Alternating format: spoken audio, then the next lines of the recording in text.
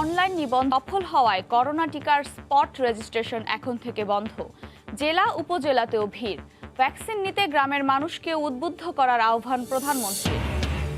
জিয়াউর রহমানের বীর উত্তম খেতাব বাতিলের সিদ্ধান্ত ইস্যুতে রাজপথে বিএনপি। রাজধানীতে বিক্ষোভ সমাবেশ। ১ মার্চ থেকে কঠোর আন্দোলনের হুঁশিয়ারি। চট্টগ্রামের শপথ নিতে আসার সময় কাদের মির্জার গাড়িতে হামলা। একরাম, নিজাম হাজারী ও আজম নাসিরের দিকে অভিযোগ। চটেছেন বিভাগীয় কমিশনারের ওপরও। ওয়াসার ভুলে ব্যক্তিগত জমিতে গড়ে উঠেছে পাম্প ও খাল।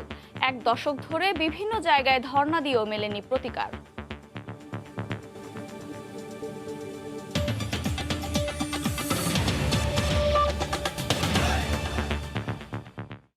ভোরের সময় সঙ্গে আছি আমি আফরোজা মৌটুসী।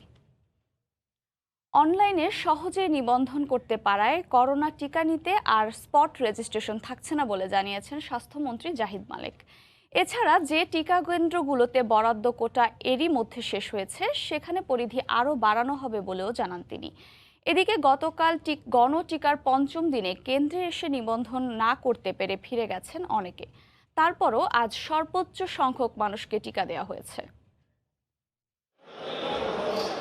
৭ ফেব্রুয়ারি সারা দেশে একযোগে শুরু হয় করোনার টিকাদান কার্যক্রম। আগেই বলা ছিল অনলাইন রেজিস্ট্রেশন ছাড়া মিলবে না করোনার টিকা। তবে প্রক্রিয়া কিছুটা জটিল থাকায় নিয়ম শিথিল করে অধিদপ্তর। করা হয় স্পট রেজিস্ট্রেশনের ব্যবস্থা। তাছাড়া তারিখ নিশ্চিতের SMS না আসলেও নির্দিষ্ট কেন্দ্রে গিয়ে আগেই মিলেছে টিকা। তবে গত ৫ দিনে পরিস্থিতি বদলেছে অনেকটা। অনলাইনে রেজিস্ট্রেশন এখন খুবই সহজ। টিকা নিতে আগ্রহ বাড়ায় কেন্দ্রগুলোতেও চাপ ছিল স্পট রেজিস্ট্রেশনের। এ অবস্থায় স্বাস্থ্যমন্ত্রী জানান, বৃহস্পতিবারের পর আর করা যাবে না কেন্দ্রে এসে নিবন্ধন। প্রয়োজনে বড় হাসপাতালগুলোতে টিকার সংখ্যা বাড়ানো হবে বলেও জানান তিনি। আমাদের যেহেতু রেজিস্ট্রেশন অনেক সাকসেসফুলি হচ্ছে, অন দ্য স্পট রেজিস্ট্রেশন এখন আর করব না। বৃহস্পতিবার সকাল ৮টা থেকে বঙ্গবন্ধু শেখ মুজিব মেডিকেল বিশ্ববিদ্যালয় কেন্দ্রে স্পট রেজিস্ট্রেশন করতে ভিড় করেন টিকা প্রত্যাশীরা। তবে হঠাৎ নিবন্ধন বন্ধ হয়ে যাওয়ায় কিছুটা বিপাকে পড়েন তারা। এদিন শিডিউল যাদের ছিল না তাদেরকেও ঢুকতে দেয়া হয়নি টিকা কেন্দ্রে। আমরা তো রেজিস্ট্রেশন করেছি, আমার মেসেজ আসে না 2 দিন ধরে। এখন হঠাৎ করে গেট বন্ধ করে দিয়ে বললো যে SMS আসতে হবে। হাসপাতাল পরিচালক জানিয়েছেন, এরই মধ্যে তাদের জন্য বরাদ্দ ২০,০০০ ডোজের রেজিস্ট্রেশন শেষ। তাই আপাতত নিবন্ধন হচ্ছে না। মন্ত্রণালয় প্রদত্ত ২০,০০০ কোটা আমার পূরণ হয়ে গেছে, কম্পিউটার আর নতুন নিচ্ছে না। এদিকে সব মিলিয়ে যারা টিকা দিতে পেরেছেন স্বস্তি ছিল। তাদের মাঝে গুরুতর কোনো পার্শ্ব প্রতিক্রিয়ারও খবর মেলেনি। চমৎকার আয়োজন আমার কাছে মনে হয়েছে, খুব বেশি সময় লাগেনি। খুব সুন্দর ওয়েতে আমরা টিকা নিয়েছি, শান্ত পরিবেশে। বুধবার মধ্যরাত পর্যন্ত সুরক্ষা ওয়েবসাইটে রেজিস্ট্রেশন করেছেন ১০ লাখেরও বেশি টিকা প্রত্যাশী। রাশেদ লিমন, সময় সংবাদ, ঢাকা। এদিকে জেলা উপজেলাতেও চোখে পড়েছে টিকা প্রত্যাশীদের দীর্ঘ লাইন। গত ৪ দিন কয়েকশো মানুষ যেখানে টিকা নিয়েছেন সেখানে গতকাল এসেছেন হাজার হাজার মানুষ। টিকা গ্রহণের পর সন্তোষ প্রকাশ করেন তারা। ব্যুরো রিপোর্টার ও জেলা প্রতিনিধিদের পাঠানো তথ্য ও ছবি নিয়ে রিপোর্ট। প্রতিদিনই ভিড় বাড়ছে করোনা টিকাদান কেন্দ্রে। ৫ম দিনে এসে দেশের বিভাগীয় জেলাগুলো ছাড়াও উপজেলাগুলোতে ভিড় করেন হাজার হাজার মানুষ। তিল ধারণের ঠাঁই ছিল না চট্টগ্রাম মেডিকেল কলেজ হাসপাতালের টিকাদান কেন্দ্রের ভিতরে এবং নিবন্ধন বুথের বাইরে। তবে কিছু অসঙ্গতির কথা জানান টিকা নিতে আসা সাধারণ মানুষ। এতগুলো মানুষ একসাথে ডাকার প্রয়োজন ছিল না। যাদেরকে ভ্যাকসিন দিবে ওই দিন নির্দিষ্ট করে দেওয়া দরকার ছিল। SMS পাইছি, SMS আমাকে আজকে আসতে বলছে, আমি আজকে আসছি।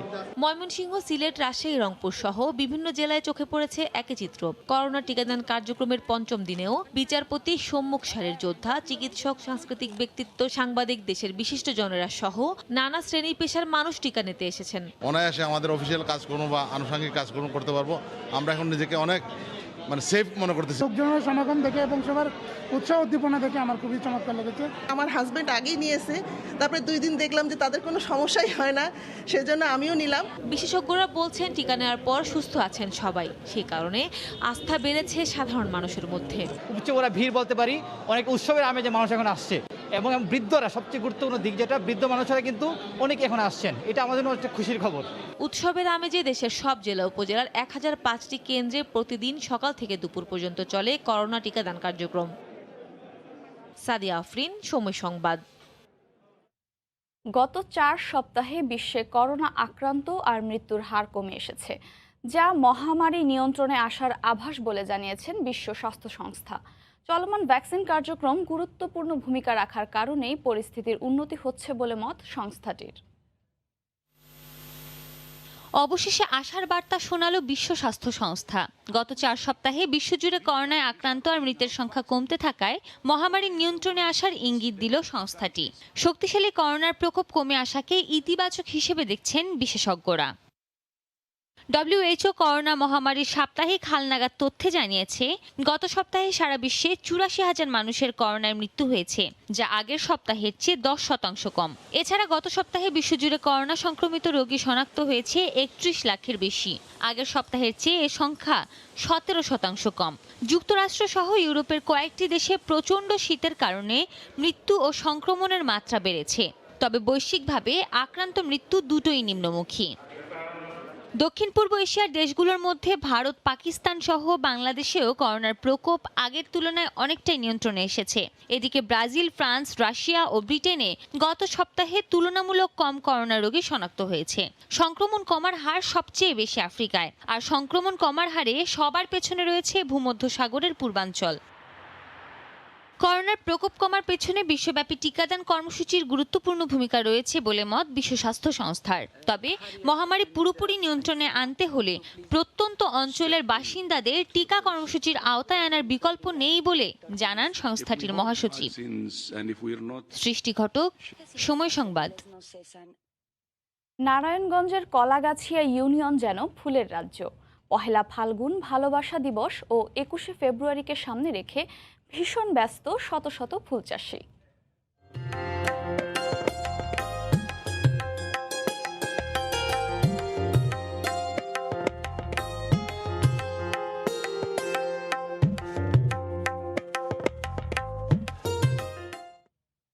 কিন্তু তাদের এ পরিশ্রম কি সফল হবে? জানতে চোখ রাখুন সংবাদের শেষাংশে। টিকা নিতে ভয় না পেয়ে দেশবাসীকে সুরক্ষিত থাকার জন্য ভ্যাকসিন নিতে আহ্বান জানিয়েছেন প্রধানমন্ত্রী শেখ হাসিনা। একই সাথে গ্রামগঞ্জের মানুষকে সপরিবারে টিকা গ্রহণে উৎসাহিত করতে আনসার বাহিনীর প্রতিও আহ্বান জানান তিনি। গতকাল সকালে গণভবন থেকে ভিডিও কনফারেন্সে গাজীপুরের আনসার একাডেমিতে বাহিনীর জাতীয় সমাবেশে যুক্ত হয়ে এই কথা বলেন তিনি। শেখ হাসিনা বলেন, বিএনপি জামায়াত জোটের অগ্নি সন্ত্রাস থেকে মানুষের জানমাল রক্ষায় আনসার বড় ভূমিকা পালন করেছিল। সালাউদ্দিন লিয়ার ক্যামেরায় আরও জানাচ্ছেন দেবাশিস রায়। আইন শৃঙ্খলা রক্ষা, জননিরাপত্তা এবং আর্থসামাজিক উন্নয়নের জন্য মুক্তিযুদ্ধেরও 2 যুগ আগে প্রতিষ্ঠিত হয় বাংলাদেশ আনসার বাহিনী। স্বাধীনতার পর ক্রমেই সুসংগঠিত হয়েছে এই বাহিনী। সারা দেশে সুশৃঙ্খল 42টি ব্যাটালিয়নে জনসম্পৃক্ত এই বাহিনীতে এখন কর্মরত 61 লাখ সদস্য। দেশের সর্ববৃহৎ এই বাহিনী এখন গ্রাম থেকে শহরে কাজ করছেন বীরদর্পে।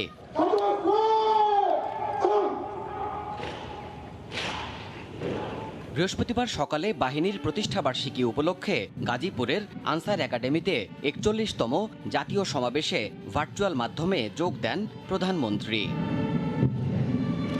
আনসার বাহিনী সবসময় জনগণের পাশে থাকে জানিয়ে প্রধানমন্ত্রী বলেন, আনসারের মানোন্নয়নে সব পদক্ষেপ নিয়েছে সরকার। বিএনপি জামাত জোটের অগ্নিসন্ত্রাসে মানুষের জানমাল রক্ষায় আনসার বাহিনীকে আমরা সম্পৃক্ত করেছিলাম এবং তারা অত্যন্ত দক্ষতার সাথে সেই সময় এই অগ্নিসন্ত্রাস মোকাবেলা করেছে। মাদক, সন্ত্রাস, জঙ্গিবাদ আমাদের দেশের যুব সমাজ যেন এর সঙ্গে সম্পৃক্ত না হয় এ ব্যাপারে বিশেষ ভূমিকা আপনারা রেখে যাচ্ছেন। শেখ হাসিনা জানান, মহামারী থেকে দেশবাসীকে রক্ষায় সরকারের সব পদক্ষেপ অব্যাহত থাকবে। এখন প্রয়োজন মানুষের ভ্যাকসিন ভীতি দূর করা।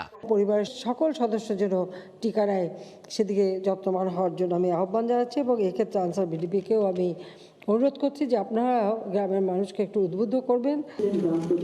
এর আগে সাহসিকতা ও বীরত্বপূর্ণ কাজের স্বীকৃতি হিসেবে বাহিনীর 140 জনকে প্রধানমন্ত্রীর পক্ষে পদক পরিয়ে দেন স্বরাষ্ট্রমন্ত্রী। বিভিন্ন কন্টিনজেন্টের সম্মিলিত কুচকাওয়াজে শেষ হয় জাতীয় সমাবেশের আনুষ্ঠানিকতা। সামগ্রিক অগ্রগতির ধারায় পাল্টে গেছে বাংলাদেশ আনসারের আকৃতি, অবয়ব এবং কাঠামো। আগামী দিনে দেশের সর্ববৃহৎ এই বাহিনীটি নিরাপত্তার পাশাপাশি উন্নয়নের সারথি হয়ে কাজ করবে, এমনটি আহ্বান জানিয়েছেন সরকার প্রধান। বাংলাদেশ আনসার একাডেমি থেকে দেবাশিস রায়, সময় সংবাদ, শফিপুর, গাজীপুর। ব্যক্তিগত জমি দখল করে বসানো হয়েছে ওয়াসার পানির পাম্প ও তৈরি হয়েছে খাল। আর খাল ও পাম্পের জন্য নির্ধারিত জায়গায় প্রভাবশালীরা নির্মাণ করেছে বিশাল অট্টালিকা। রাজধানীর মোহাম্মদপুরে ঘটেছে এমন ঘটনা। জমি হারিয়ে দিশেহারা ভুক্তভোগীরা বিভিন্ন জায়গায় ধর্ণা দিয়েও পাচ্ছে না কোনো প্রতিকার। ভুল স্বীকার করে প্রায় 1 দশক ধরে ক্ষতিপূরণ দেওয়ার কথা বললেও তা বাস্তবায়ন না করার অভিযোগ উঠেছে ওয়াসার বিরুদ্ধে। মাহমুদ রাকিবের রিপোর্ট। দুই পাশে বিশাল দুটি অট্টালিকা, তার মাঝখানে ওয়াসার মালিকানাধীন খাল ও পানির পাম্প। মহানগর জরিপ দাগ অনুযায়ী ওয়াসার পাম্প, ওয়াকওয়ে ও 2 পার বাধাই করা এই খালের অংশবিশেষ রয়েছে 137 নম্বর জমির ওপর। একইভাবে পাম্পের পাশের রাস্তা ও বহুতল ভবনটি নির্মিত হয়েছে 135 নম্বর দাগে, আর খালের অপর পাশে 138 নম্বর দাগে রয়েছে আরেকটি বিশাল অট্টালিকা। তবে ম্যাপ অনুযায়ী পাম্প হবার কথা 135 আর খাল হবার কথা ছিল 138 নম্বর দাগে। জেলা প্রশাসক থেকে অনুমতিপত্রে তার প্রমাণও মেলে।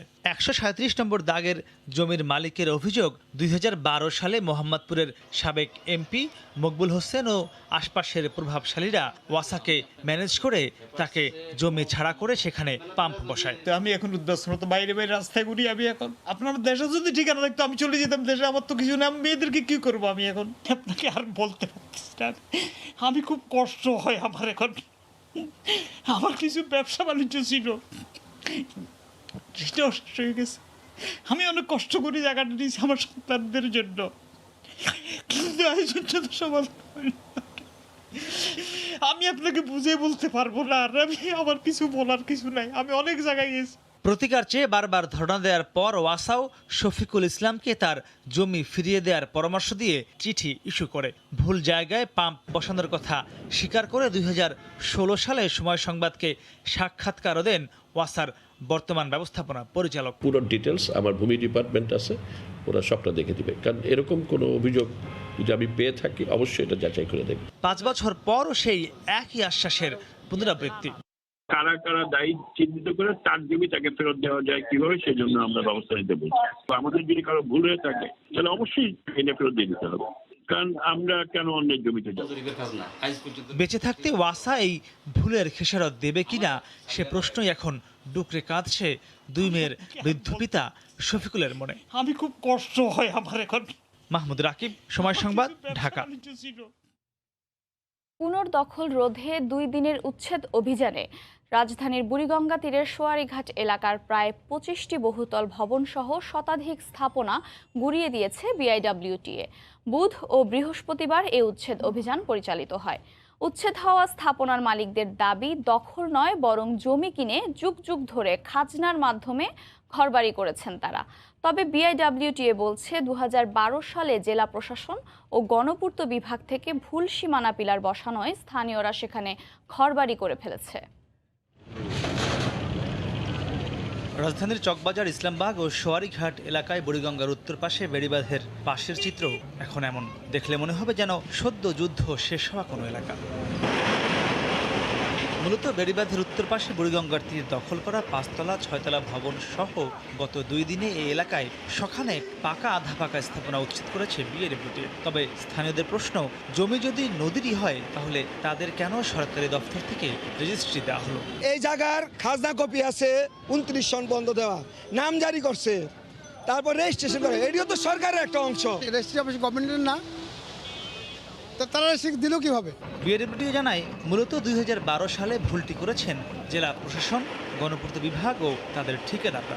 ভুলভাবে মাপযোগ করে তখন নদী তীরের জায়গার মধ্যে সীমানা পিলার বসিয়ে দেয় তারা। ফলে চিহ্নিত করা নতুন জায়গায় সীমানা পিলার বসানোর জন্যই তাদের উচ্ছেদ চালাতে হচ্ছে বলে জানায় সংস্থাটির কর্মকর্তারা। গণপূর্ত যে ঠিকাদারি প্রতিষ্ঠান ছিল, আমাদের আইডিয়া তারাই এই সীমানা পিলারগুলো সেটাভাবে লাগায়নি। ফলে পরবর্তীতে বিআইডব্লিউটিকে যখন এসব সীমানা পিলার বুঝে নেওয়ার জন্য বলা হলো, বিআইডব্লিউটি আপত্তি সহকারে বুঝে নেওয়া হয়েছিল।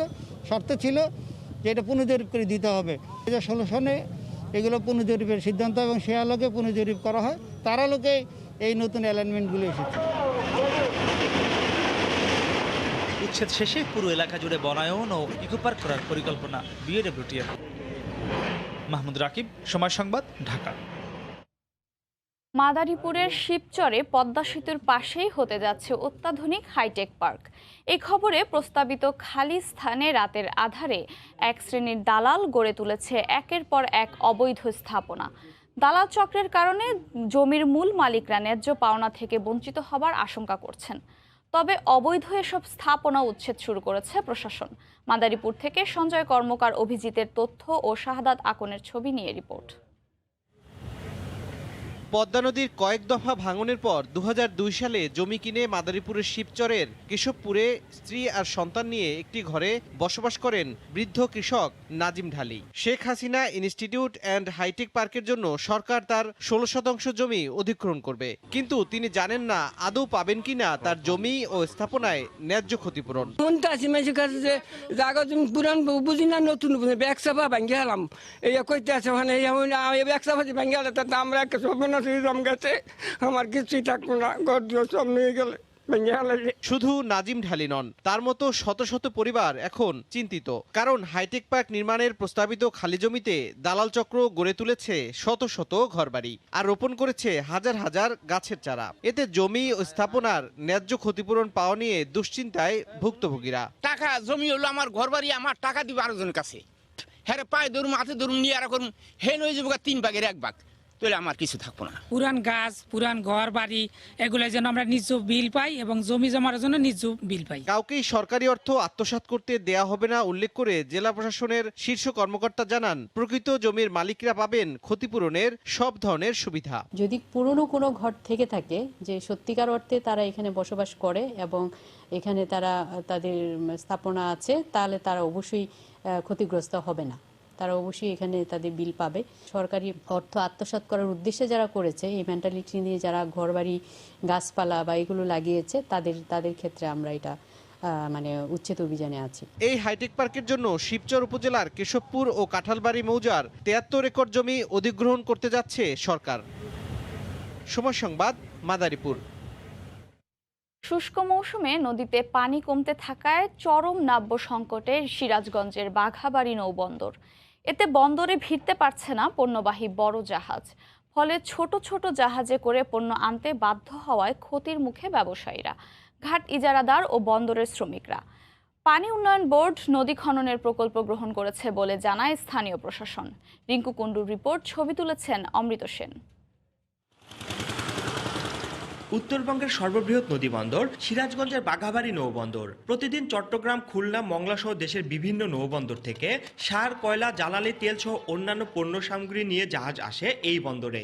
তবে শুষ্ক মৌসুমের শুরু থেকে নদীতে দ্রুত পানি কমতে থাকায় দেখা দিয়েছে চরম নাব্য সংকট। স্বাভাবিকভাবে নদীতে বড় জাহাজ চলাচলে 10 থেকে 12 ফুট পানির গভীরতা প্রয়োজন হলেও এখন পানি আছে 5 থেকে 7 ফুট। ফলে গত 1 মাস ধরে বাঘাবাড়ি নৌবন্দরে ভিড়তে পারছে না বড় বড় জাহাজ। নদীর সেরকম খনন করতেছে না, করতেছে মানে একটু করতেছে, তো সেটুকু আমাদের হচ্ছে না। পুরাপুরি মাল না আনাতে মানে মালিক ক্ষতিগ্রস্ত এবং কর্মচারীও বেতন ঠিক মতন দিতে পারতেছে না।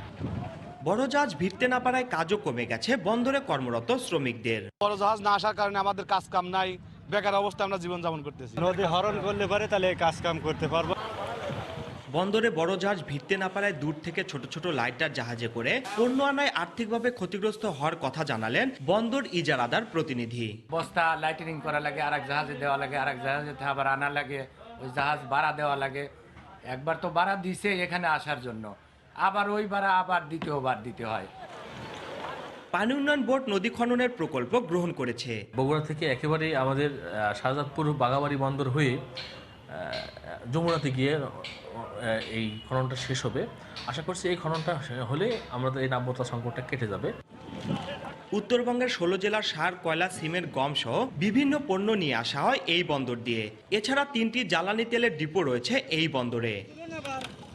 রিঙ্কু কুণ্ডু, সময় সংবাদ, সিরাজগঞ্জ।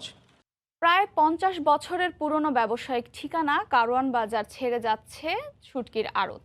সরকারি উন্নয়ন কাজে জায়গা ছেড়ে দিতে বাধ্য হওয়া ব্যবসায়ীরা গত বছর দফায় দফায় আশ্বাস পেয়েছিলেন ক্ষতিপূরণের, কিন্তু এখনও টাকা না পাওয়ার দাবি করে চলেছেন তারা। একদিকে নতুন ঠিকানায় যাওয়ার প্রস্তুতি, অন্যদিকে করোনার থাবায় ব্যবসা একদমই পড়ে গেছে। কামরুল হাসান সবুজের রিপোর্ট। কয়েক দশক ধরে বেচাকেনায় মুখর রেললাইনের পাশে বসা কারওয়ান বাজারের শুটকির আড়ত। দেশের বিভিন্ন অঞ্চলের হাওর বাওর, নদীনালা, খালবিল থেকে সামুদ্রিক প্রায় সব মাছের শুটকিই পাওয়া যায় ঢাকার সবচেয়ে বড় এই শুটকির বাজারে। চাহিদা মেটাতে এখানে শুটকি আসে মিয়ানমার, ভারত, পাকিস্তান, দুবাই থেকে। শুটকির দাম প্রতিদিনই ওঠানাম আছে। আজকে এক বাজার, কালকে এক বাজার। স্টকে অনেক মাল আছে, দূর দূরান্ত একটু কম আসে, কিন্তু ঢাকার আশেপাশে যারা আছে তারা আসে। দেশের বিভিন্ন জেলা থেকে যেমন খুচরা ব্যবসায়ীরা শুটকি কিনতে আসেন, তেমনি অনেকেই আসেন শুকনো মাছের কুড়া সংগ্রহে। এই বাজারের মাছের যে ডাস্টটা হয় গুঁড়া, ওইটা মাছের খাদ্য, মুরগির খাদ্যের জন্য কালেকশন করি এবং বিভিন্ন ফিড মিলে বা বিভিন্ন মৎস্য খামারে আমি সাপ্লাই দিই। 400 পর্যন্ত মাল নিচ্ছি, আর এই 2-3 মাসের ভিতরে এখন 600 পর্যন্ত ঠেক দিয়েছে মালের বাজার। কি আর পাইকাররা জানান, দেশি শুটকির দাম মোটামুটি স্থিতিশীল থাকলেও ওঠানামা করে বিদেশিগুলোর। আর এই ব্যবসায়িক মন্দাকালে নতুন ঠিকানা মোহাম্মদপুর বেড়িবাঁধে সব গুছিয়ে উঠতে চলে যাবে আরো 1 বছর। মাল আসতে পারতেছে না, এরা বর্ডার বন্ধ রাখছে, এই কারণে বাংলাদেশে একটু দাম বেশি। আগে যে তুলনা ছিল, যদি এক একটা দোকানে যদি 20,000 30,000 টাকা বিক্রি করছে, এখন এই দোকানে 10,000 টাকা বিক্রি সেল নেমে আসছে। জায়গাটা চেঞ্জ হয়ে যেতেছে। এই কাস্টমার আমরা যতই বলো তো চিনতে তো অনেক সময় যাবে। নতুন ঠিকানায় বাজার বসবে মার্চের শুরু থেকে, কিন্তু পুরনো ঠিকানা ছাড়ার ক্ষতিপূরণের টাকা এখনো হাতে পাননি ব্যবসায়ীরা। টলসেতুর কারণে আমাদের মার্কেট প্রায় 40টা দোকান ভাঙা পড়ছে, যার কারণে মার্কেট সরিয়ে নিতে আমরা বাধ্য হচ্ছি। কিন্তু এখন পর্যন্ত সরকারের যে ক্ষতিপূরণ সামান্য নামমাত্র আমাদের দেওয়া হয়েছে, এই টাকাটা এখনও পাইনি। আমরা ডিসি অফিস যেতেছি, আজকে জেলে সামনের সপ্তাহ, পরের সপ্তাহ, পরের মাসে যোগাযোগ করেন। এই হয়রানির মধ্যে আমরা এখনো আছি। ব্যবসায়ীরা জানান, আগে 60টির মতো দোকান থাকলেও উচ্ছেদের ফলে কয়েক মাস ধরে বেচাকেনা চলছে 32টি দোকানে। কামরুল হাসান সবুজ, সময় সংবাদ, ঢাকা। নেটওয়ার্কের নিয়ন্ত্রণ নিয়ে মুখোমুখি অবস্থানে মুঠোফোন ও ফাইবার সেবাদাতারা। মুঠোফোন নেটওয়ার্কে অপটিক্যাল ফাইবারে যুক্ত করে DWDM মেশিন। এই মেশিন দিয়েই ভয়েস ও ইন্টারনেট সেবার মান নিশ্চিত হয়। তবে হঠাৎ করেই ফাইবার সেবাদাতারা তাদের ফাইবারে এই মেশিন বসাতে দিতে চায় না। মোবাইল অপারেটররা বলছে, এই সিদ্ধান্ত কার্যকর হলে মনিটরিং চলে যাবে ফাইবার সেবাদাতাদের হাতে। এতে ব্যাহত হবে গ্রাহক সেবা। বিটিআরসি বলছে, জটিলতা নিরসনের চেষ্টা চালাচ্ছে তারা। শুভ খানের রিপোর্ট। মোবাইল নেটওয়ার্কে অপটিক্যাল ফাইবারের সাথে যুক্ত করার যন্ত্রই dense wavelength division multiplexing বা DWDM মেশিন নামে পরিচিত। মূলত এই মেশিনের মাধ্যমে মুঠোফোন নেটওয়ার্কের ভয়েস ও ইন্টারনেট সেবার মান নিশ্চিত করা হয়। বর্তমানে মুঠোফোন সেবায় 3G ডাটার ন্যূনতম গতি 2 MBPS এবং 4Gতে ন্যূনতম গতি 7 MBPS রাখতে হয় অপারেটরদের। একজন গ্রাহক নির্ধারিত গতিতে সেবা পাচ্ছেন কিনা তা পর্যবেক্ষণ, নেটওয়ার্কের সর্বোচ্চ স্থায়িত্ব নিশ্চিত করা এবং মুহূর্তেই ফাইবার কাটার নির্দিষ্ট স্থানও শনাক্ত করা যায় DWDM মেশিনের মাধ্যমে। নীতিমালায় কোনো বাধা না থাকায় 2012 থেকে 2019 সাল পর্যন্ত বিটিআরসির অনুমতি নিয়ে এই যন্ত্র আমদানি করছে মুঠোফোন অপারেটররা। তবে সম্প্রতি প্রায় 20,000 কিলোমিটার NTTN নেটওয়ার্কে মুঠোফোন অপারেটরদের পরিবর্তে নিজেরাই DWDM মেশিন বসানোর দাবি তুলেছে বেসরকারি বড় 2 ফাইবার সেবাদাতা। তারা বলছে, মুঠোফোন অপারেটররা শুধুমাত্র নিজেদের ফাইবারে DWDM মেশিন বসাতে পারবে, যার আওতা প্রায় 3,500 কিলোমিটার। বিষয়টি গড়িয়েছে আইনি লড়াইয়ে। কাস্টমার 7 MBPS করে তার সার্ভিস পাওয়ার কথা, আমার যদি DWDM না থাকে, আমি কিভাবে জানবো আমার কাস্টমার সেই সার্ভিসটা পাচ্ছে কিনা? আমি কিভাবে প্ল্যানিংগুলো করব? আমাদের রিকোয়েস্ট যে অন্যরা যাতে ওই DWDM ইকুইপমেন্ট দিয়ে তাদের নেটওয়ার্কটা এক্সপ্যান্ড করতে না পারে। অন্যরা যদি নেটওয়ার্ক এক্সপ্যান্ড করতে পারে, আমাদের তো তাহলে ব্যবসা চলবে না। আমরা কয়েক হাজার কোটি টাকা ইনভেস্ট করেছি। গত সেপ্টেম্বরে বিটিআরসির 243তম কমিশন সভায় 2 বছরের জন্য মুঠোফোন অপারেটরদের NTTN নেটওয়ার্কে DWDM স্থাপন ও ব্যবহারের সুযোগ দেয় নিয়ন্ত্রক সংস্থা। মেয়াদ শেষ না হলেও বর্তমানে এই যন্ত্র আমদানির অনাপত্তিপত্র দিচ্ছে না বিটিআরসি। কাদের কাছে DWDM থাকবে? অলমোস্ট একটা সলিউশন শেষ পর্যায়ে আছে। এটা হয়তো 1-2 মাসের মধ্যেই হয়তো এটা সলিউশন হয়ে যাবে। বর্তমানে 4 মুঠোফোন অপারেটরকে ফাইবার সেবা দিচ্ছে 6 NTTN অপারেটর। শুভ খান, সময় সংবাদ, ঢাকা। বাবা ছেলের কোম্পানির ফাঁদে পড়ে নিঃস্ব হয়েছেন সাতক্ষীরার 700 আমানতকারী। মার্চেন্ট কোঅপারেটিভ সোসাইটির ঋণের বেশিরভাগই রয়েছে কর্তৃপক্ষের স্বজনদের কাছেই। জমার মূল টাকা তো হারিয়েছেনই, মাসিক মুনাফা পেতেও প্রশাসনের দ্বারস্থ হতে হয়েছে গ্রাহকদের। তবুও সুরাহা হয়নি। তবে সোসাইটির কর্মকর্তাদের দাবি, করোনার কারণে লেনদেনের সমস্যা দেখা দিলেও দ্রুত সমাধান হয়ে যাবে। মমতাজ আহমেদ বাপির পাঠানো ছবি নিয়ে রিপোর্ট। 2003 সালে মার্চেন্ট কোঅপারেটিভ সোসাইটি লিমিটেড যাত্রা শুরু করে সাতক্ষীরায়। প্রতিষ্ঠানের ব্যবস্থাপনা পরিচালক মামুনুর রশিদ ও চেয়ারম্যান তার পুত্র আহসানুর রশিদ। পরিচালনা পরিষদের সদস্য তাদেরই আত্মীয় স্বজনদের 6 জন। এখানে টাকা জমা রাখলে শতকরা 18 থেকে 20% মুনাফা দেওয়ার প্রলোভন দেখায় কর্তৃপক্ষ। এভাবে সংগ্রহ করা হয় 11 কোটি টাকারও বেশি। প্রথমে কয়েক বছর ঠিকভাবে মুনাফা দিয়ে আসলেও সম্প্রতি টালবাহানা শুরু করে কর্তৃপক্ষ। আমাদের আসটি বলে কিন্তু দেয় না। একটা বছর নবংশটা পেয়ে তারপরের থেকে তারা এখন পালাই পালাই বেড়াচ্ছে। এতদিন পরও টাকাটা আবার এইভাবে বন্ধ আটকে দিয়েছে। আমানতকারীদের অভিযোগ, সোসাইটির এমডি মামুনুর রশিদের কাছে 2 কোটি 30 লাখ ও তার পুত্র চেয়ারম্যান আহসানুর রশিদের কাছে 1 কোটি 25 লাখ সহ চেয়ারম্যানের ভাই মেহবুবার রহমানের কাছে 70 লাখ, বোন তানিয়ার কাছে 50 লাখ, মাতা হোসনে আরা বেগমের কাছে 5 লাখ ও শাশুড়ির কাছে 19 লাখ টাকা রয়েছে। এতে অর্থ হারানোর শঙ্কায় রয়েছেন গ্রাহকরা। আমাদের ভিতরে অনেক গরিব এবং অনেক মহিলা আছে যাদের সর্বস্ব এখানে জমা করেছে। ঢাকায় ফ্ল্যাট বাড়ি করেছে, খুলনায় আছে, ওনারা বোনের নামই দিয়েছে। ঋণ নেওয়ার কথা স্বীকার করেন অভিযুক্তরা। অভিযোগ খতিয়ে দেখার ব্যাপারে আশ্বাস দিয়েছেন জেলা প্রশাসক। 1 কোটি 20 লাখ কিছু সুদ আসলে বেশি হয়েছে। এর মধ্যে আমি অনেক টাকা ঋণে অ্যাডজাস্ট করেছি। আমাদের তো বিভিন্ন মাধ্যম দিয়ে আসে, সেটা বন্ধ হতে আমরা আমাদের লোনগুলোকেও আমরা চালু রাখছি পেমেন্ট দিয়ে। এ ধরনের একটু অভিযোগ আমার কাছে রয়েছে। আমরা এই বিষয়টি তদন্ত করে দেখব যে ঘটনার সত্যতাটা কি আছে। দ্রুত আইনগত ব্যবস্থা না নিলে প্রতিষ্ঠানটি উধাও হয়ে যেতে পারে বলে আশঙ্কা আমানতকারীদের। সময় সংবাদ, সাতক্ষীরা। দেশের উত্তরে কমে আসছে শীতের তীব্রতা। এই মুহূর্তে বাইপাস সড়ক থেকে সরাসরি যুক্ত হচ্ছেন সহকর্মী শাকির হোসেন বাদল। ধন্যবাদ মৌটুসী। নীলফামারীতে শীতের তীব্রতা ক্রমেই কমতে শুরু করেছে। ঘন কুয়াশা, যেটি গত 15-20 দিন ধরে ঘন কুয়াশা ছিল, সেটিরও পরিমাণ কিছুটা কমতে শুরু করেছে। শীতের সাথে সাথে তাপমাত্রাও কিছুটা বৃদ্ধি পাচ্ছে। গত 2-3 দিন ধরে এখানে সর্বনিম্ন তাপমাত্রা 10 থেকে 12 ডিগ্রিতে ওঠানামা করছে। এর আগেও আপনাদের জানিয়ে রাখি যে গত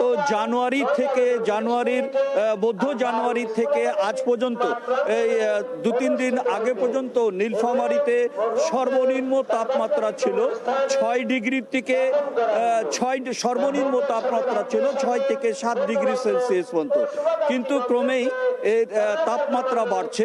তাপমাত্রা বাড়া এবং দুপুরের দিকে সূর্যের মুখও দেখা যাচ্ছে, ফলে মানুষের মধ্যে কিছুটা স্বস্তি নেমেছে শীত কমার কারণে। আর একটু জানিয়ে রাখি যে নীলফামারী প্রধানত হলো কৃষি প্রধান এলাকা। এই কৃষি প্রধান এলাকার কারণে এখানে যেভাবে মানে এই সময়টা হলো বোরো বীজ রোপণের সময়, ইরি বোরো বীজ রোপণের সময়।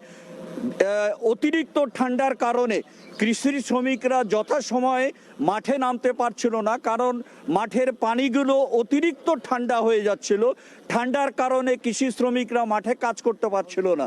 কিন্তু এই কয়েকদিন থেকে শীতের তীব্রতা কমায় শ্রমিকদের মধ্যেও কিছুটা স্বস্তি এসেছে।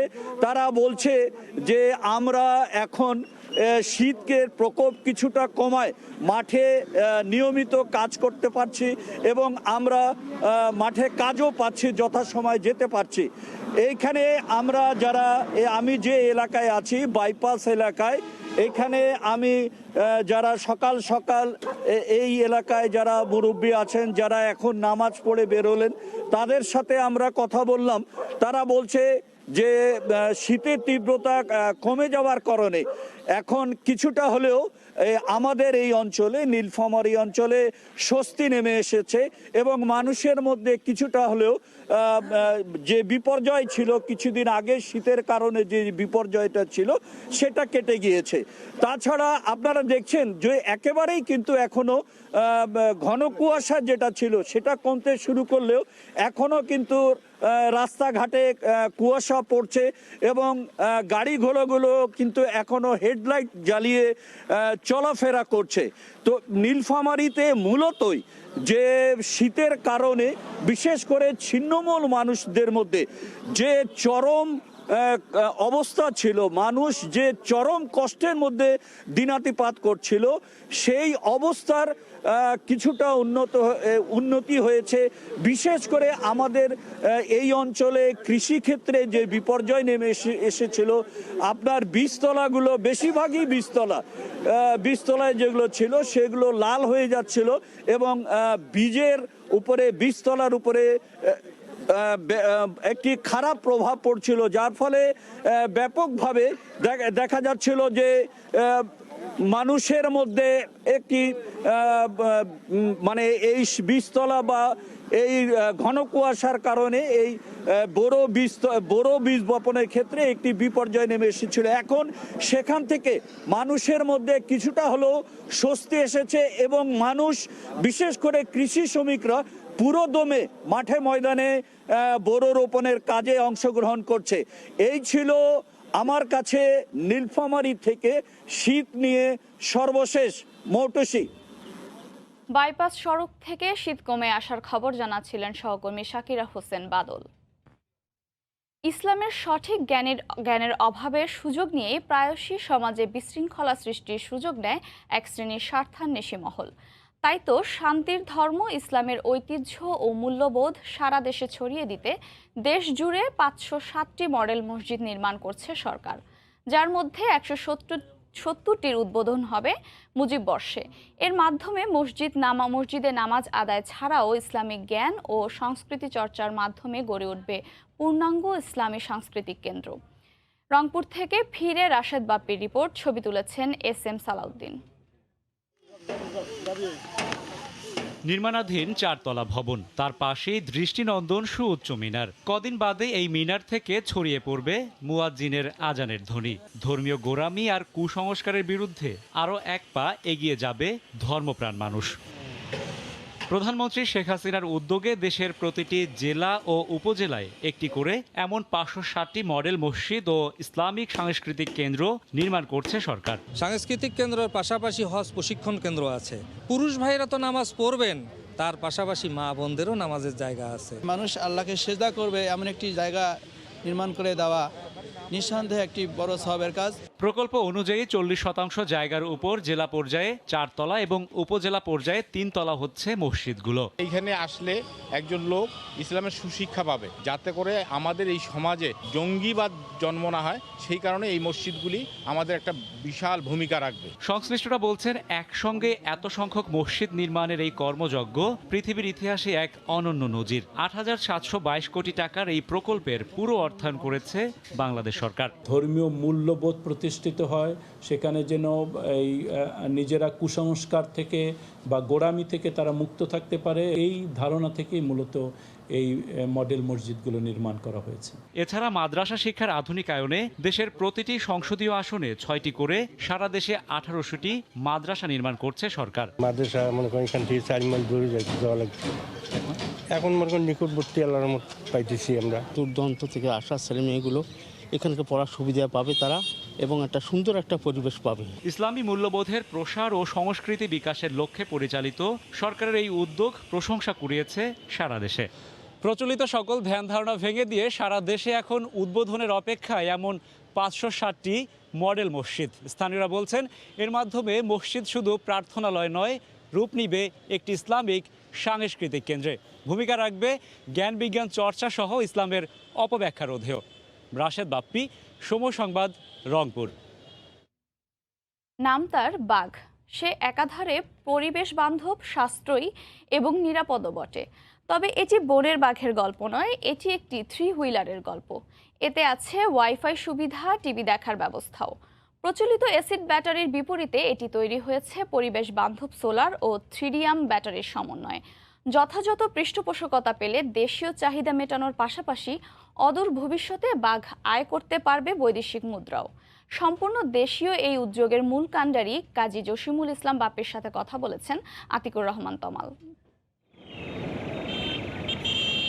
অটোরিকশা, জেলা শহর থেকে শুরু করে মহানগর সর্বত্রই এখন ছড়িয়ে গেছে অ্যাসিড ব্যাটারি চালিত 3 চাকার এই যান। ব্যাটারিগুলোর মেয়াদ শেষে এর অ্যাসিড পরিবেশের জন্য মারাত্মক ক্ষতির কারণ হয়। শুধু তাই নয়, যাত্রীর গলায় কাপড় পেঁচিয়ে মৃত্যুর ঘটনাও অহরহ। কয়েক বছর থেকে এই যানগুলোই দাপিয়ে বেড়াচ্ছে গোটা দেশ। এদিকে রাজধানী ঢাকাতেও বহু বছর থেকে নেই সিএনজি অটোরিকশার নতুন নিবন্ধন, তাই পুরনো নম্বরের একটি অটোরিকশার দাম আকাশ ছোঁয়া। এই যখন দশা, তখন এই উদ্যোক্তা আমাদের জানাচ্ছেন তারা এমন একটি 3 চাকার যান বানিয়েছেন যেটি পরিবেশ বান্ধব লিথিয়াম আয়ন ব্যাটারি দিয়ে তৈরি। এই যানে রয়েছে সোলার সিস্টেম, যার সাহায্যে চলা যাবে 40 কিলোমিটার পথ, আর ব্যাটারিতে চলবে 90 কিলোমিটার। এর ভেতরে ও বাহিরে রয়েছে 2টি সিসিটিভি ক্যামেরা, যে কারণে চাইলেই মালিক ড্রাইভারের গতিবিধি পর্যবেক্ষণ করতে পারবেন। It's a lithium ion hybrid battery. এইটা সোলার বেসড পাওয়ার, এইটা ফুল কাভার্ড বডি, স্টিল বডির তৈরি। এটা 40 কিলোমিটার সোলারে চলবে, 5 ঘন্টা চার্জ দিতে পারলে এটা 90 কিলোমিটার চলবে।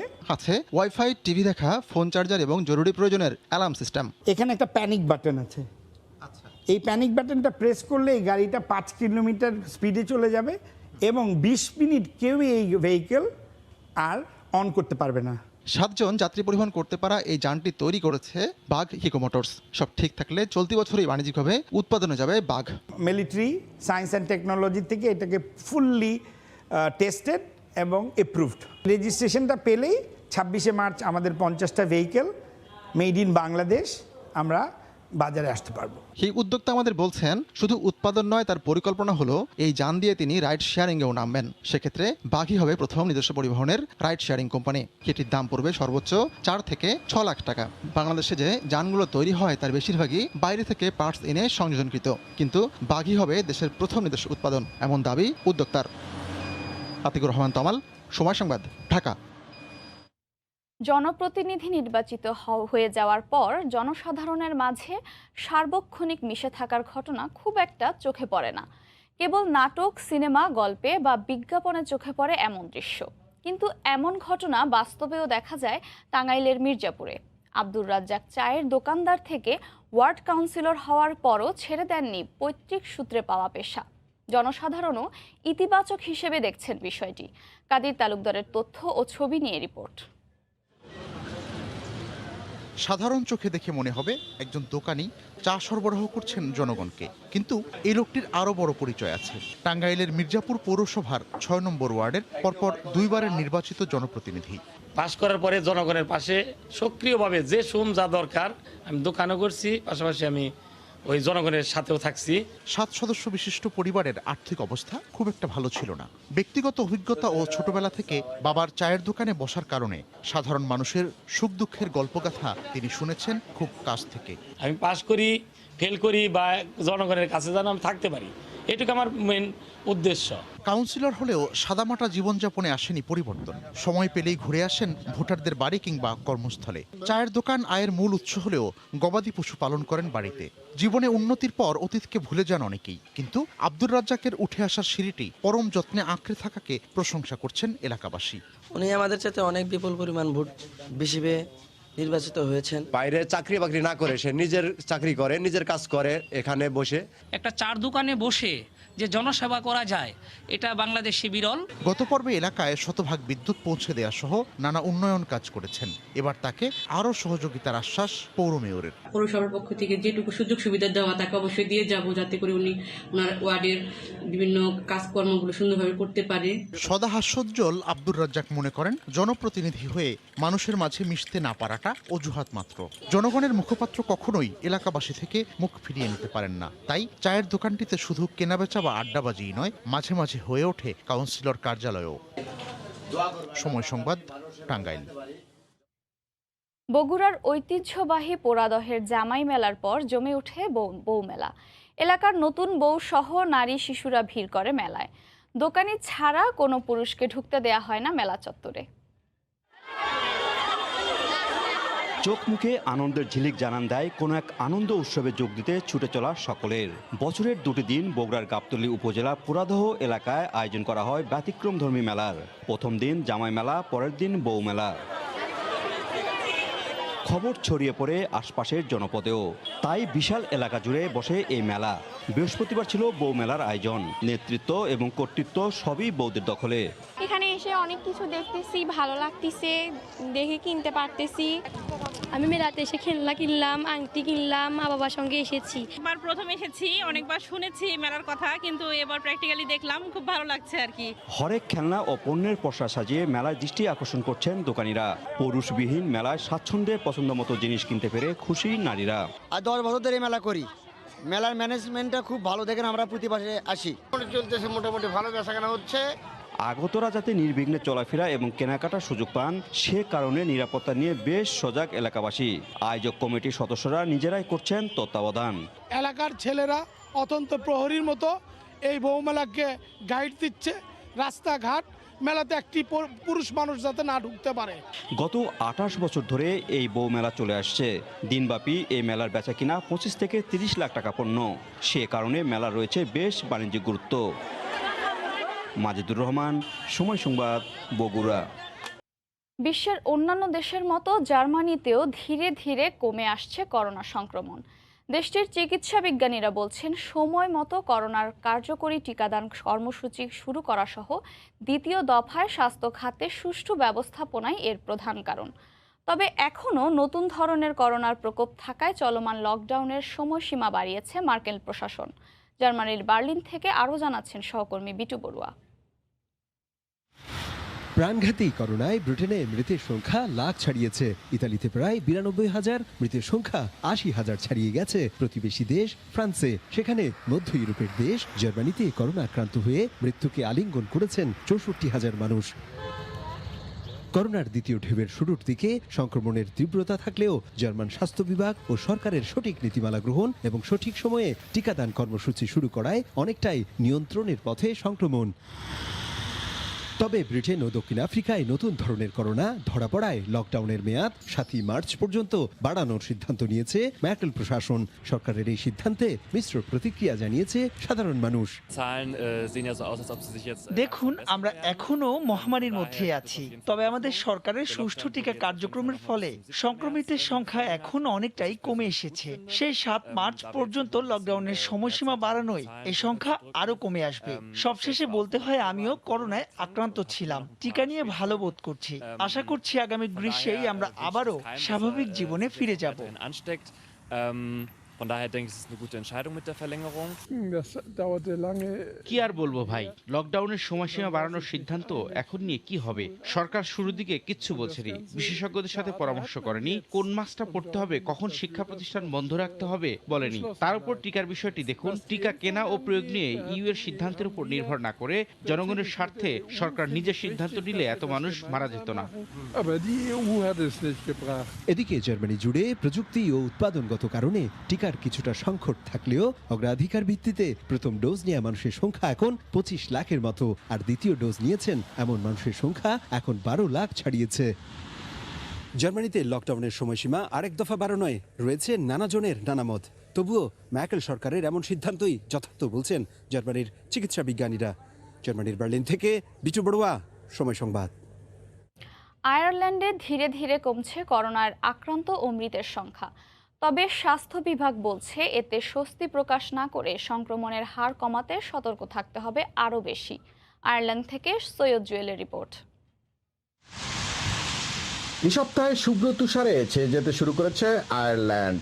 গেল মাসেও মৃত্যু ও আক্রান্তের হারে উৎকণ্ঠায় ছিল এখানকার বাসিন্দারা, কিন্তু গেল সপ্তাহ থেকে সংক্রমণ কমে যাওয়ায় একটু একটু করে স্বাভাবিক জীবনের ছন্দ যেন উকি দিচ্ছে। আক্রান্ত ও মৃত্যুর হার কমে যাওয়ায় বাংলাদেশি কমিউনিটিতেও বইছে স্বস্তির হাওয়া। তবে এ ধারা অব্যাহত রাখতে হলে আরো বেশি সতর্ক হয়ে চলতে হবে বলে মনে করেন তারা। আমরা যদি এভাবে স্বাস্থ্যবিধি মেনে সরকারের প্রতিটা নিয়ম মেনে চলি, ইনশাল্লাহ আমরা খুব শীঘ্রই একটা নর্মাল লাইফ ফিরে পাবো। তৃতীয় ধাপে পুলিশ ছিল বেশ শক্ত অবস্থানে, তাই 5 কিলোমিটারের বেশি ভ্রমণের আইন ভঙ্গকারীদেরকে জরিমানা করা হয়েছে অনেক। আক্রান্ত ও মৃত্যুর দুটোই কমেছে, তারপরও স্বাস্থ্য বিভাগের হুঁশিয়ারি রয়েছে আরো বেশি সাবধানতা অবলম্বনের। অনেককে জরিমানা করা হয়েছে, সবার জন্য এই বিষয়গুলো দিয়ে খেয়াল রাখি। এদিকে আইসিইউতেও কমেছে নতুন করে ভর্তির সংখ্যা, তবে স্বাস্থ্য বিভাগ বলছে সংক্রমণ রোধে যেতে হবে আরো বহুদূর।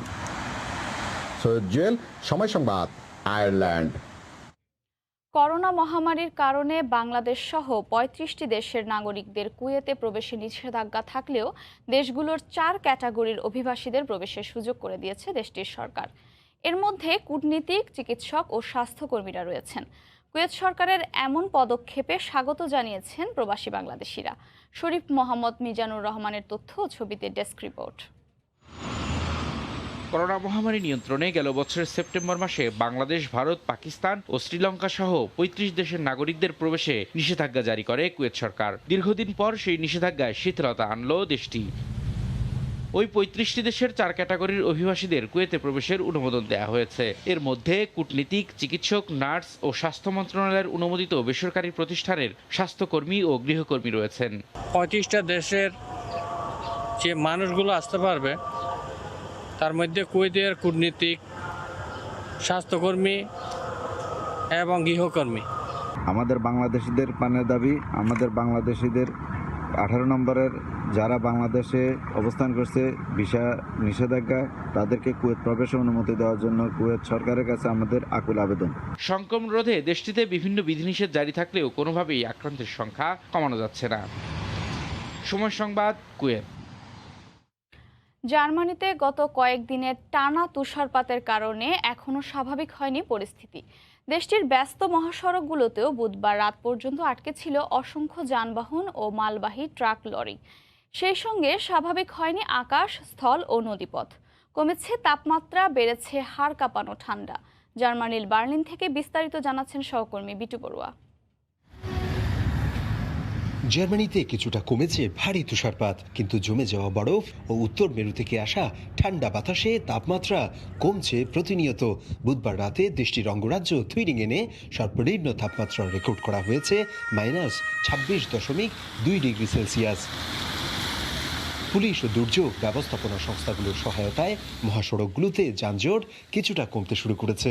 উদ্ধার করা হয়েছে বরফে আটকে যাওয়া অসংখ্য যানবাহন। তবে এখনও অনেক লরি মহাসড়কগুলোর দুপাশে পার্কিং করাতে চলাচলে বিড়ম্বনায় পড়তে হচ্ছে অন্যান্য যানবাহনকে। শুনেছি বরফে এখনো অনেকে আটকা আছেন। অনেক চালক আর আরোহী রাত কাটছে গাড়িতেই। এই অবস্থায় মহাসড়কগুলোতে গাড়ি বের না করার অনুরোধ সবার কাছে। এদিকে লাগাতার ভারী তুষারপাতে দেশটির উত্তরের কয়েকটি অঙ্গরাজ্যে উত্তর মেরুর ঠান্ডা বাতাসে নাকাল স্থানীয় সহ সেসব অঞ্চলে বসবাসরত প্রবাসীরা। আমরা জার্মানের উত্তরে থাকি, তো এইখানে খুবই ঠান্ডা। আজ বেশ কয়েকদিন ধরে তুষার পড়ছে। দেশ জুড়ে এমন তুষারপাত ও শীতে কমেনি ভয়ঙ্কর করোনার প্রকোপ। তাই 17 ফেব্রুয়ারির লকডাউন আগামী 7 মার্চ পর্যন্ত বাড়ানোর সিদ্ধান্ত নিয়েছে ম্যার্কেল প্রশাসন। কমেনি শীতের প্রকোপ, তাই উত্তর মেরু থেকে আসা প্রচণ্ড ঠান্ডা বাতাস না কমা পর্যন্ত জার্মানির জীবনযাত্রা স্বাভাবিক হবে না বলছে আবহাওয়া অধিদপ্তর। জার্মানির বার্লিন থেকে বিটু বড়ুয়া, সময় সংবাদ। ব্যাপক তুষারপাতে অনেক স্থানে স্বাভাবিক কার্যক্রম ব্যাহত হলেও কোনো কোনো জায়গায় শ্বেতশুভ্র বরফের মোহনীয় সৌন্দর্য নজর কাড়ছে সবার। ফ্রান্সের আইফেল টাওয়ার সেজেছে তুষারের ভিন্ন আবহে, নান্দনিক রূপে। পাশাপাশি ফিনল্যান্ডেও বরফের ওপর বিরল চিত্রকর্ম দৃষ্টি কাড়ছে ভ্রমণ পিপাসুদের।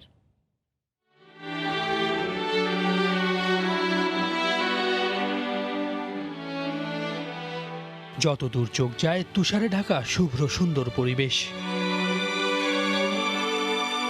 ফিনল্যান্ডের তুষারপাত মনে ধরবে যে কারো। প্রকৃতি যেন এখানে দুহাত ভরে দেওয়ার জন্যই প্রস্তুত। দেশটির ইস্পো শহরে শিল্পীদের দৃষ্টিনন্দন চিত্রকর্ম যে কারো মন ভালো করে দেবে। ইউরোপের আরেক দেশ ফ্রান্সেও অনবরত বরফ পড়ছে। রাজধানী প্যারিসের তাপমাত্রা ক্রমেই কমছে, সেই সঙ্গে পাল্লা দিয়ে আকাশ থেকে বৃষ্টির মতো ঝরে পড়ছে বরফ। পথঘাট ঢেকে গেছে শুভ্রতায়। ফরাসি বিপ্লবের প্রতীক ঐতিহাসিক স্থাপনা আইফেল টাওয়ারও ঢেকেছে তুষারে। মুগ্ধতা ছড়ানো এই সৌন্দর্য দেখতে ভিড় করছেন দর্শনার্থীরা। ভিন্ন এই রূপ দেখতে পেরে অত্যন্ত খুশি আগতরা। তারা বলছেন, বছরের এই সময়টার বৈচিত্র্য অন্য কোনো সময়ের সঙ্গে তুলনা করার মতো নয়। ভারী তুষারপাতের সংখ্যায় ফ্রান্সের বেশ কয়েকটি জায়গায় সতর্কতা থাকলেও আনন্দ উপভোগে ভাটা পড়েনি একটুও। সৈয়দ ইফতেখার, সময় সংবাদ। নতুন স্পিন বোলিং কোচের খোঁজে বাংলাদেশ ক্রিকেট বোর্ড। ড্যানিয়েল ভেট্টোরির জায়গায় নতুন কোচ নিয়োগ হবে শ্রীলঙ্কার বিপক্ষে সিরিজের আগেই, জানিয়েছেন BCB cricket operations chairman Akram Khan. 24 ফেব্রুয়ারি নিউজিল্যান্ড যাবার আগে দেশে কোনো ক্যাম্প করবে না ক্রিকেটাররা। নিউজিল্যান্ড পৌঁছেই শুরু হবে আনুষ্ঠানিক প্রস্তুতি। এদিকে পারিবারিক কারণে সেই সফরে না যেতে সাকিব আল হাসানের ছুটি মঞ্জুর করেছে বোর্ড। চড়া পারিশ্রমিকে 2019-এর জুলাইয়ে জাতীয় দলের স্পিন বোলিং কোচ হিসেবে নিয়োগ পান ড্যানিয়েল ভেট্টোরি। কিউই কিংবদন্তির সঙ্গে বিসিবির চুক্তি হয়েছিল 100 দিনের, কিন্তু তার সার্ভিস সেভাবে পায়নি টাইগাররা। গত বছর পাকিস্তান সফরেও যাননি ভেট্টোরি। করোনা ইস্যুতে ওয়েস্ট ইন্ডিজের বিপক্ষে চলমান হোম সিরিজেও অনুপস্থিত তিনি। এসব ছাড়াও তার পারিশ্রমিক বিবেচনায় বিকল্প ভাবতে বাধ্য হয়েছে বোর্ড। আগামী মাসে নিউজিল্যান্ড সফর দিয়ে শেষ হবে তার বাংলাদেশ দলের কোচিং অধ্যায়। টি-20 বিশ্বকাপ ছাড়াও এবছর ব্যস্ত সূচি টাইগারদের, তাই দ্রুততম সময়ে নতুন স্পিন বোলিং কোচ নিয়োগের প্রক্রিয়া শুরু করে দিয়েছে ক্রিকেট বোর্ড। ওরও কিন্তু আপনার 100 দিনের একটা আমাদের কন্ট্রাক্ট ছিল, তো সেটা কতদিন বাকি আছে সেটা ওকে আমরা ওখানে পাচ্ছি, এবং এরপর আমরা স্পিন কোচিং আমরা এক জায়গায় কথা বলছি এবং সেটা চলছে। আমরা একটা ভালো কোয়ালিটি পেলে আমরা ইনশাল্লাহ নিয়ে নিই। আমরা চেষ্টা করছি নিউজিল্যান্ডের পরপর, এর মধ্যে আমরা কাজ চালিয়ে যাচ্ছি। উইন্ডিজ সিরিজ শেষ হতেই বাংলাদেশ দলকে উড়াল দিতে হবে নিউজিল্যান্ডে, মাঝে কদিনের বিরতি। এ সময় কোনো ক্যাম্প ডাকতে চায় না টিম ম্যানেজমেন্ট। নিউজিল্যান্ডে পৌঁছেই শুরু হবে প্রস্তুতি। It's a very difficult for players, কারণ এক তো মনে করেন যে আপনার খেলা টেনশন থাকে, তার মধ্যে আবার মেন্টালি যদি একটা প্রেশার থাকে, তো সেটা নিয়ে আমরা আলাপ আলোচনা করার পর আমরা নিউজিল্যান্ডকে একটা যেন আমাদের প্লেয়াররা যেন একটু বেশি দিন প্র্যাকটিস করতে পারে এবং আর একটু সুযোগ সুবিধা পায়। সবসময় কিন্তু আপনার কোয়ারেন্টাইনে রাখা বা বায়োলেবলে রাখা এটা প্লেয়ারদের জন্য খুবই একটা কঠিন ব্যাপার। তো আমরা এই সিরিজটা শেষ হলে ওদেরকে একটু রিল্যাক্সের জন্য ছুটি দিবে, তারপরে হয়তো বা এখান থেকে নিয়ে আমরা ওখানে ট্রেনিং। চোটের কারণে দলের বাইরে সাকিব আল হাসান। নিউজিল্যান্ড সফরেও থাকছেন না বিশ্বসেরা অলরাউন্ডার। তার ছুটির আবেদনে ইতিবাচক সাড়া দিয়েছে বিসিবি। ও তোর ফ্যামিলির জন্য আপনার ইয়ে করেছে। আজকে মাননীয় বোর্ড প্রেসিডেন্টের সাথে আলাপ করেছি, ওর ছুটিটা দিয়ে দিয়েছে। সাজিদ মুস্তাহিদ, সময় সংবাদ, ঢাকা। এপ্রিলে অনুষ্ঠিতব্য বাংলাদেশ গেমসের ভেন্যু চূড়ান্ত করেছে বাংলাদেশ অলিম্পিক অ্যাসোসিয়েশন। ঢাকা সহ 8 বিভাগের 8টি ভেন্যুতে অনুষ্ঠিত হবে ইভেন্টগুলো, জানিয়েছেন অলিম্পিক অ্যাসোসিয়েশনের কোষাধ্যক্ষ রাজীব উদ্দিন আহমেদ চপল। গেমসের ক্যাম্পে আসার 72 ঘন্টা আগে করোনা টেস্ট করাতে হবে অ্যাথলিটদের। সে ব্যাপারে সহযোগিতা করবে বিওএ, এমনটা জানিয়েছেন গেমস আয়োজন কমিটির চেয়ারম্যান বশির আল মামুন। করোনায় লন্ডভন্ড দুনিয়া, গেল একটা বছরেই পিছিয়েছে নানা আয়োজন। বঙ্গবন্ধুর জন্ম শতবার্ষিকীতে বাংলাদেশ গেমস আয়োজনের প্রস্তুতি ছিল একেবারে শেষ পর্যায়ে, কিন্তু শেষ মুহূর্তে করোনার কারণে স্থগিত হয় আয়োজন। কমেছে করোনার প্রভাব, এসেছে ভ্যাকসিন, এরই মধ্যে নির্ধারিত হয়েছে নতুন তারিখ। 1 থেকে 10 এপ্রিল অনুষ্ঠিত হবে বাংলাদেশ গেমস। ভেন্যু চূড়ান্তের ব্যাপারে এদিন ফেডারেশনগুলোর সাথে বৈঠক করে অলিম্পিক অ্যাসোসিয়েশন। ঢাকা সহ 8 ভেন্যুতে হবে এবারের আসর। পুরো বাংলাদেশে মোট 9টা জায়গায় খেলা হচ্ছে, তার মধ্যে 8টি ডিসিপ্লিন, 31টা ডিসিপ্লিনের মধ্যে 8টি ডিসিপ্লিন যাচ্ছে 7টি বিভাগে, ঢাকা ছাড়া আর কি। যেমন রংপুরে যাচ্ছে রাগবি, আর্চারি যাচ্ছে বরিশাল, ক্রিকেট যাচ্ছে বরিশাল, তারপর ভারোত্তোলন যাচ্ছে ময়মনসিংহ, ভলিবল যাচ্ছে খুলনা, এভাবেই। আর বাকিগুলো সব ঢাকা এবং ঢাকা শহরের আশেপাশে এগুলো অনুষ্ঠিত হবে। 8000 অ্যাথলিটের অংশগ্রহণে হবে এবারের বাংলাদেশ গেমস। বড় সংখ্যার এই অ্যাথলিটদের সুরক্ষিত রাখতে নতুন এক সিদ্ধান্ত নিয়েছে অলিম্পিক অ্যাসোসিয়েশন। গেমসে যোগ দেওয়ার 72 ঘন্টা আগে টেস্ট করাতে হবে খেলোয়াড়দের। ঢাকার বাইরে অ্যাথলিটদের টেস্ট করাতে সহযোগিতা করবে অলিম্পিক অ্যাসোসিয়েশন। আমরা মন্ত্রিপরিষদ সচিবের সাথে নিয়ে আলাপও করেছি। আমরা বিভিন্ন ডেপুটি কমিশনার এবং তাদেরকে আমরা মন্ত্রিপরিষদ সচিবের ওখান থেকে চিঠি পাঠাবার ব্যবস্থা করছি যে আমাদের সিলেক্টেড অ্যাথলেটস এবং কর্মকর্তা তারা ঢাকায় যখন আসবেন, আমাদের নির্ধারিত হোটেল থাকবেন, তার আগে তারা যেন কোভিড টেস্ট সার্টিফিকেট নিয়ে আসে। তো সেই ব্যাপারে যে কোভিড টেস্টের অ্যাভেবিলিটি, সেখানে কোনো অসুবিধা থাকলে সে ব্যাপারে বাংলাদেশ অলিম্পিক অ্যাসোসিয়েশন ব্যবস্থা নিবে আমাদের মেডিকেল কমিটির সমন্বয়ে। তাছাড়া উদ্বোধনী এবং সমাপনী অনুষ্ঠান জাঁকজমকপূর্ণ করতে নানা পরিকল্পনা রয়েছে অলিম্পিক অ্যাসোসিয়েশনের। তারেক হাসান শিমুল, সময় সংবাদ, ঢাকা। 25 মার্চ সিলেট আন্তর্জাতিক স্টেডিয়ামে আফগানিস্তানের বিপক্ষে বিশ্বকাপ বাছাই পর্বের হোম ম্যাচ খেলবে বাংলাদেশ। ম্যাচের 7 থেকে 10 দিন আগে ক্যাম্পে যোগ দিবেন জাতীয় দলের ফুটবলাররা, জানিয়েছেন বাফুফের সিনিয়র সহসভাপতি গোলাম সালাম মোর্শেদি। শিগগিরই লিগ বন্ধ হচ্ছে না জানিয়ে তিনি বলেন, আন্তর্জাতিক উইন্ডোর আগে বিপিএল এর আরও 3 রাউন্ডের ম্যাচ অনুষ্ঠিত হবে। বছর শুরুর আগে ক্যালেন্ডার দিয়ে প্রশংসা কুড়িয়েছে বাফুফে, কিন্তু 2 মাস না পেরুতেই কয়েক দফায় পরিবর্তন করতে হয়েছে তাদের দেয়া সেই ক্যালেন্ডারই। বর্ষপঞ্জিকা অনুযায়ী 7 মার্চ থেকে 40 দিনের বিরতিতে যাওয়ার কথা ছিল প্রিমিয়ার লিগ ফুটবল। সেই সিদ্ধান্ত থেকে ফিরে এসেছে বাফুফে। জাতীয় দলের খেলা কিংবা বঙ্গবন্ধু গোল্ড কাপ নিয়ে এখনও নিশ্চিত না হওয়ায় আরও কিছুদিন খেলা চালিয়ে যাওয়ার সিদ্ধান্ত নিয়েছে ফুটবল ফেডারেশন। সিলেটে হবে মার্চের 25 তারিখে, আমরা একটা অ্যাপ্রক্সিমেটলি টেন্টেটিভ ডেট, সেটা সিলেট স্টেডিয়ামে হবে আমাদের আফগানিস্তানের সাথে বাংলাদেশ জাতীয় দল। যখন লিগ চলে প্রত্যেকটা প্লেয়ার কিন্তু ফিট থাকে individually.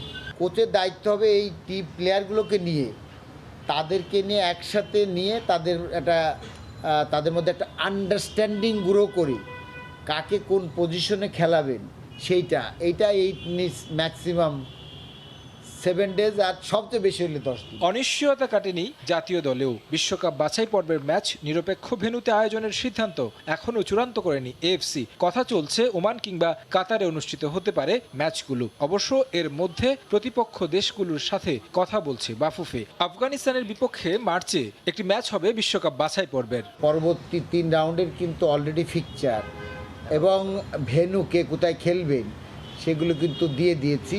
National team management committee এবং আমাদের সভাপতি সাহেব তখন মেসেজ নিয়ে যদি তারা আবাসিক ক্যাম্পে যান, তখন আমি আপনাদেরকে বলতে পারবো যে আমরা কি করব বা কত দিনের জন্য বন্ধ হবে। এছাড়াও প্রিমিয়ার লিগে রেফারিদের নিয়ে ওঠা অভিযোগের ব্যাপারে কঠোর হচ্ছে ফুটবল ফেডারেশন। করোনাকালীন নিরাপত্তার জন্য একটি স্যানিটাইজার কোম্পানির সঙ্গে বাফুফের চুক্তি স্বাক্ষর অনুষ্ঠানে এসব কথা জানানো হয়। তারেক হাসান শিমুল, সময় সংবাদ, ঢাকা। খাগড়াছড়িতে জেলা ক্রীড়া সংস্থার উদ্যোগে কুম্ফু প্রশিক্ষণে অংশ নিচ্ছেন স্কুল কলেজের শিক্ষার্থীরা। সে খবর জানাতে সরাসরি যুক্ত হচ্ছেন সহকর্মী জিতেন বড়ুয়া। জিতেন, শারীরিক সুস্থতা ও আত্মরক্ষার কৌশল শিখতে কারাতে প্রশিক্ষণের আগ্রহ বাড়ছে খাগড়াছড়ির কিশোরীদের মাঝে। আমি এখন দাঁড়িয়ে আছি খাগড়াছড়ির ঐতিহাসিক স্টেডিয়ামে।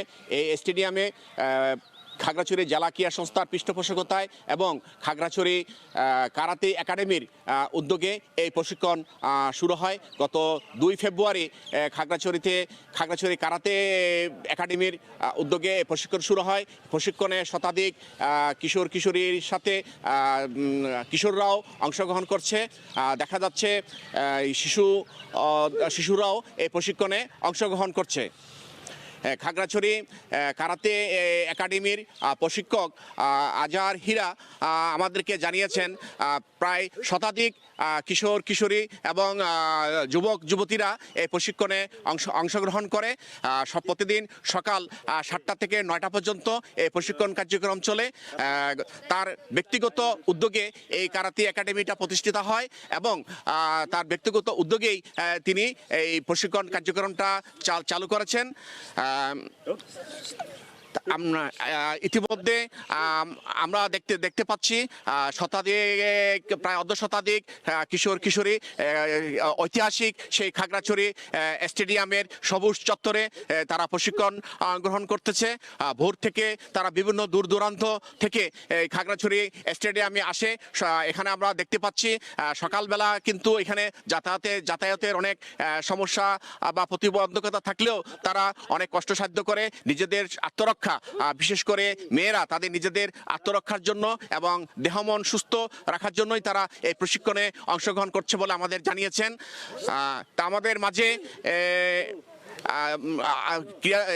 কারাতে প্রশিক্ষণ একাডেমির পরিচালক আজহার হীরা আছেন। আমরা কিছুক্ষণের মধ্যে তার সাথে আমরা কথা বলবো।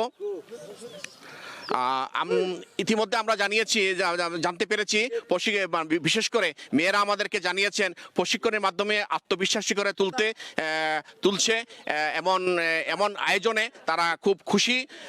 জেলা ক্রীড়া সংস্থা এবং কারাতে একাডেমি এই ধরনের উদ্যোগ যদি আরো গ্রহণ করে তাহলে এই পার্বত্য এই খাগড়াছড়ির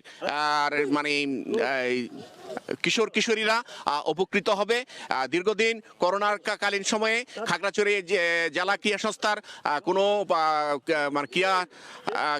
ক্রীড়া অনুষ্ঠানের আয়োজন ছিল না। দীর্ঘদিন পর বিশেষ করে এই ক্রীড়া সংস্থার সাধারণ সম্পাদক আজহার হীরা এবং যুগ্ম সম্পাদক আজহার হীরা এবং কারাতে প্রশিক্ষণ একাডেমির পরিচালক, তিনি আবার কারাতে প্রশিক্ষণ একাডেমির পরিচালকও তার ব্যক্তিগত উদ্যোগে এই প্রশিক্ষণ কার্যক্রমটি চালু করেছেন।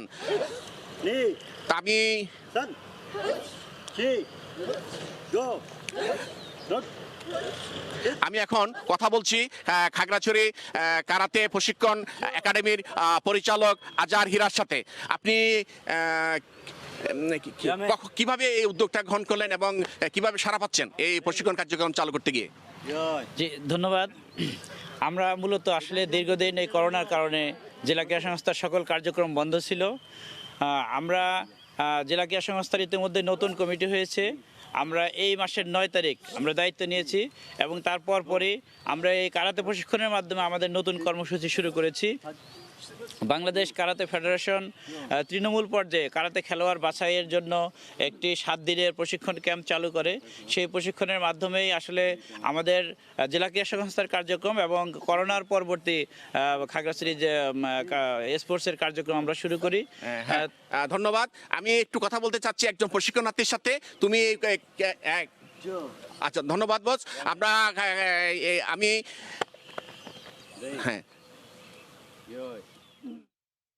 এতক্ষণ সরাসরি যুক্ত ছিলেন সহকর্মী জিতন বড়ুয়া। ফুলের রাজ্য নারায়ণগঞ্জের কলাগাছিয়া ইউনিয়ন পহেলা ফাল্গুন ভালোবাসা দিবস ও আন্তর্জাতিক মাতৃভাষা দিবস সামনে রেখে ব্যস্ত সময় পার করছেন 3 শতাধিক ফুল চাষি। মহামারী করোনা ভাইরাসের কারণে কাঙ্ক্ষিত বেচা বিক্রি না হওয়ার আশঙ্কা করছেন ফুল বাগান মালিকরা। তবে জেলা কৃষি সম্প্রসারণ অধিদপ্তরের উপপরিচালক জানান, ফুল চাষিদের ক্ষতি পুষিয়ে দিতে ঋণ প্রদান সহ নানাভাবে সহযোগিতা করা হচ্ছে। শওকত আলী সৈকতের তথ্য ও আরিফ হোসেনের ছবি নিয়ে রিপোর্ট।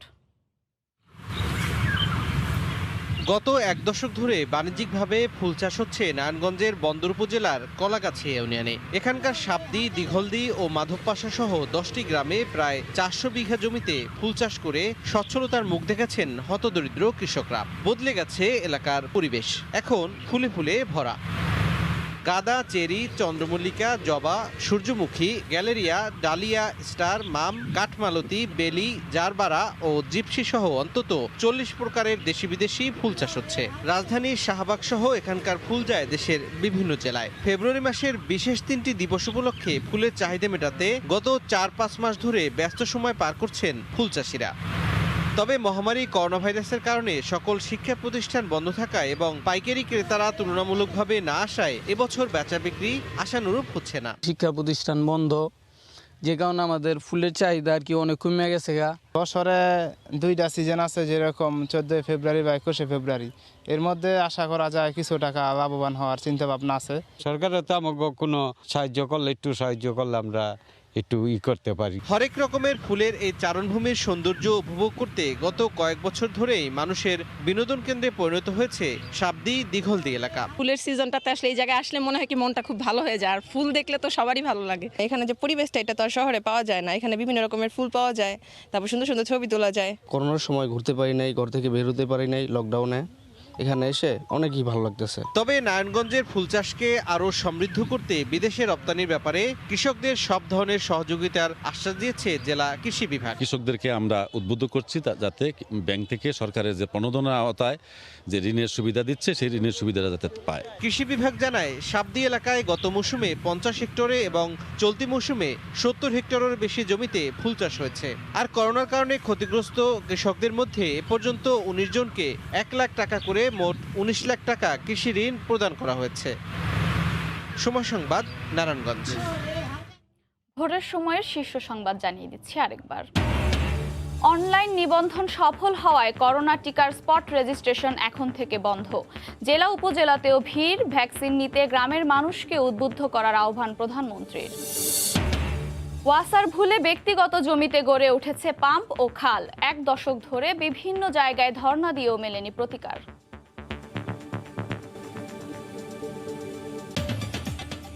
এই ছিল ভোরের সময়ে, সঙ্গে থাকুন সময়ের।